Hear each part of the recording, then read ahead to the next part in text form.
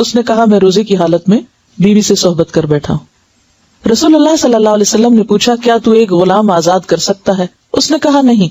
نبی اکرم صلی اللہ علیہ وسلم نے پھر دریافت کیا کیا 2 ماہ کے مسلسل روزے رکھ سکتے ہو؟ اس نے کہا نہیں.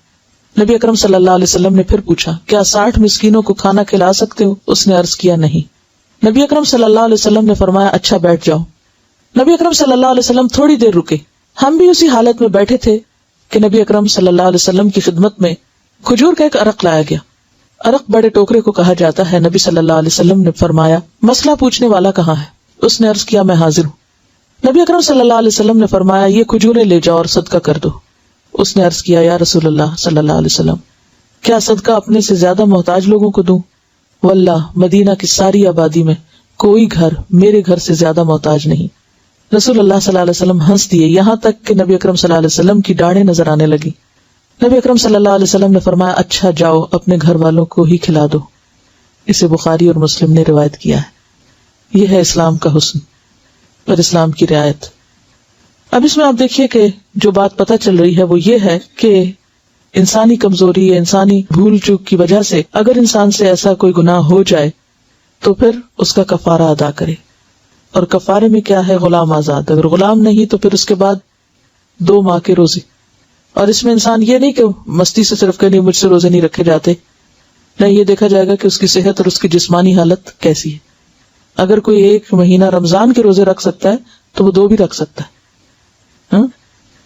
تو یعنی جو شخص رمضان کے روزے رکھ لے تو پھر اس کا مطلب یہ ہے کہ وہ اس قابل ہے.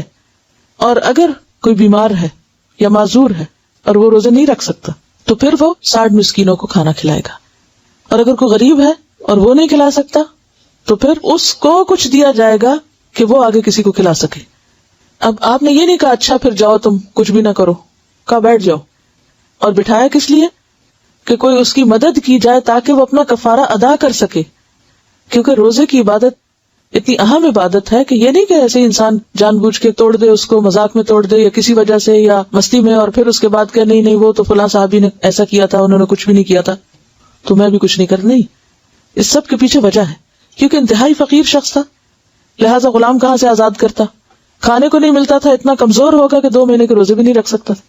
اور پھر 60 مسکینوں کو کھانا کہاں سے کھلاتا جس کے اپنے گھر کھانا نہیں. لیکن پھر ایسے شخص کے لیے کیا کیا جائے کہ دوسرے اس کی مدد کریں تاکہ وہ اپنا کفارہ ادا کرے.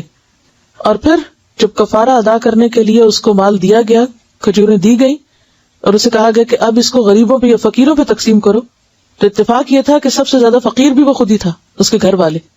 تو پھر آپ صلی اللہ علیہ وسلم نے اس کے گھر والوں کے لیے ہی وہ کھجوریں، یعنی کفارہ تو اس مرد کو خود دینا تھا نا، فقیر بچے تھے